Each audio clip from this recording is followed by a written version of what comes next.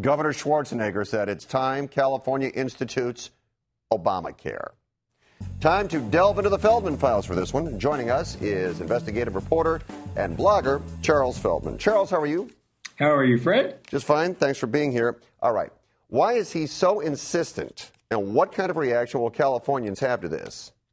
Well, I think he's insistent because, first of all, he has no choice. As he said himself, when people who are uninsured go to the hospital, everybody who is insured eventually pays for it. And, of course, this is a state that now has, a $20 billion deficit that we're facing. So he's doing the math, and what he's quickly figuring out is, in the end, it's better to have, as best you can, universal health care coverage than to have millions of people going to emergency rooms who can't afford to pay, and then taxpayers pick up the tab. Yeah, but taxpayers are picking up the tab for universal health care.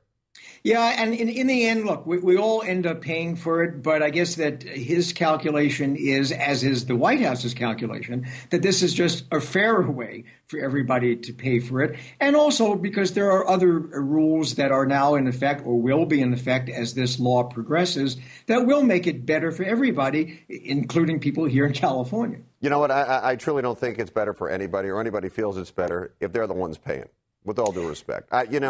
I just don't think somebody down the street wants to pay for my kids to go have their measles vaccines. I just don't think they want to do that. But Fred, they're paying for it anyway. And look, under this law, what's going to happen is, if you have somebody up to 26 who needs to be covered, your kid's now going to be covered. If you have insurance now, you may be kicked off because of, if you get too ill, you run up too big of a tab, that sort of thing. The new law will cover that and stop that.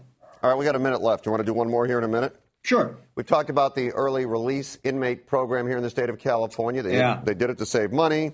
Apparently, the inmates weren't so low level, so today the state Senate decided to scrap the program. How in the world did they get this so wrong?